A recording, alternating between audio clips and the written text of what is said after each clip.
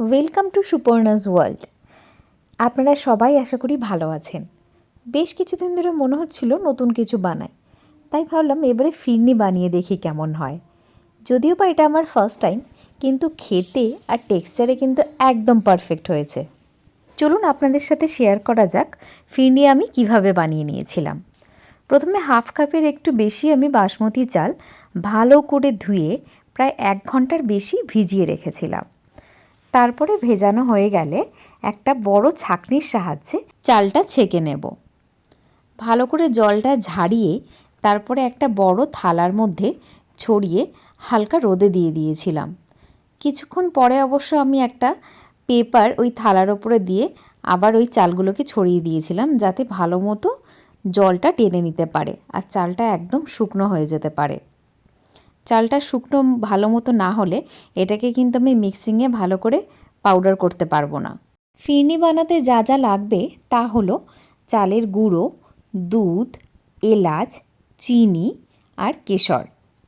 চালের গুঁড়ো আমি মোটামুটি হাফ কাপের বেশি চাল যেটা ভিজিয়ে রেখেছিলাম সেটাই পেস্ট করে নেব। আর দুধ লাগবে 1.5 লিটার মতো। 1.5 থেকে 2 লিটার দিলে সব থেকে ভালো হয়।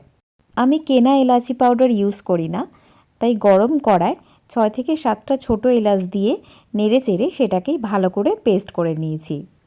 এবারে ওই কড়াইয়ের মধ্যে ফুল ক্রিম যে দুধটা আছে সেই দুধ 1.5 লিটার মতো ঢেলে দেব। দিয়ে খুব ভালো মতো সেটাকে নেড়ে চেড়ে গরম করতে হবে। এটা কিন্তু ধিমে আঁচে দিয়ে বেশ অনেকটা টাইম নিয়ে কিন্তু দুধটা গরম করতে হবে।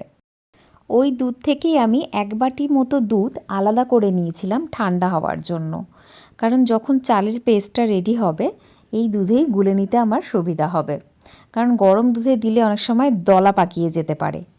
দুধটা কিন্তু কন্টিনিউয়াসলি নাড়াচাড়া করে যেতেই হবে যাতে তলা থেকে লেগে না যায়।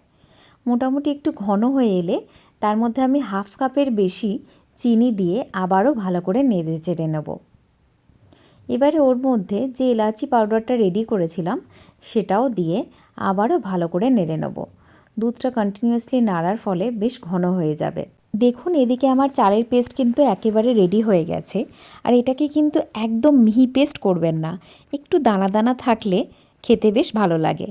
এবার চালের গুঁড়োটা আমি একটা বড় পাত্রে ঢেলে আগে থেকে যে ঠান্ডা করে রাখা দুধটা ছিল ওটাকে দিয়ে ভালো করে মিশিয়ে নেব।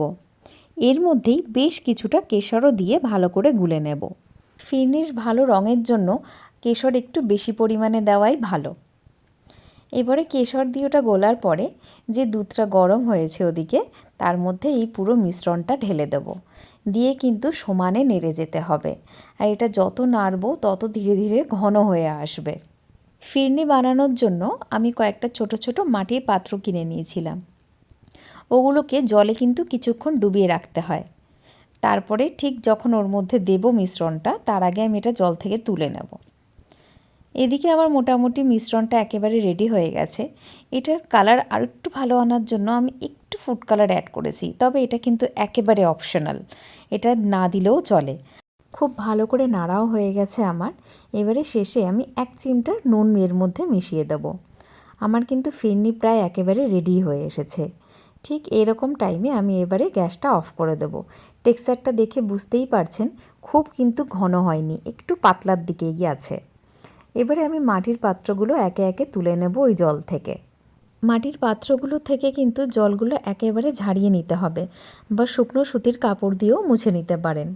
এবারে একদম গরম গরম ফিরনিটাই কিন্তু এর মধ্যে আমি দিয়ে দেবো। ঠান্ডা হলে কিন্তু এটা জমে যাবে, তাই গরম গরম দিলেই ভালো মতো ওটা বসবে। ফিরনিটা ভরা হলে একটু নাড়িয়ে চাড়িয়ে নিলে ভালো মতো সব জায়গাটা ফিল হয়ে যাবে। ঠিক একই প্রসেসে আমি সবকটাই ভরে নিয়েছি। এই ফিরনি কিন্তু বিরিয়ানির শেষ পাতে দারুণ লাগে, তাই আমি যখনই বিরিয়ানি খাই লাস্টে কিন্তু ফিরনি অর্ডার করি। তবে বিরিয়ানির সাথেই খেতে হবে এমনটা কোনো কথা নেই। আপনারা মেন কোর্সে যাই খান না কেন ডেজার্ট আইটেমে কিন্তু এই ফিরনিকে রাখতেই পারেন। এই ফিরনিকে কিন্তু বাঙালির পায়েসের পাশাপাশি রাখা যেতে পারে, কারণ পদ্ধতিটা কিন্তু প্রায় কাছাকাছি। তবে ওটাতে চালটাকে গুঁড়ো করা হয় না, এটাতে চালটাকে গুঁড়ো করা হয়। আমার এদিকে সবকটা মাটির পাত্রই ভরে নেওয়া হয়েছে ফিরনিতে। এবারে আমি ওপরে একটু গার্নিশের জন্য কেশর দিয়ে দেবো। একদম সামান্য পরিমাণে ওপরে জাস্ট ছড়িয়ে দেব। এবারে এটাকে নর্মাল টেম্পারেচার করার জন্য বেশ কিছুক্ষণ কিন্তু আমি এটাকে বাইরেই রেখে দেবো।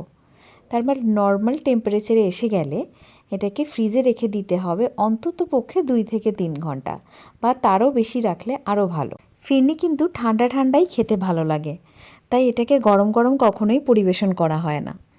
ঠান্ডা হয়ে যাওয়ার পরেই এটাকে খাওয়ার ঠিক আগেই ফ্রিজ থেকে বার করে নেওয়া ভালো। ফিরনিটা নর্মাল টেম্পারেচারে এসে গেছে, তাই এবারে আমি এটাকে ফ্রিজে রেখে দিচ্ছি। অন্তত পক্ষে 2-3 ঘন্টার জন্য আমি রেখেছি। দেখুন, এবারে আমি এটাকে বার করে আপনাদের দেখাচ্ছি। ফিরনি কিন্তু একেবারে রেডি হয়ে গেছে।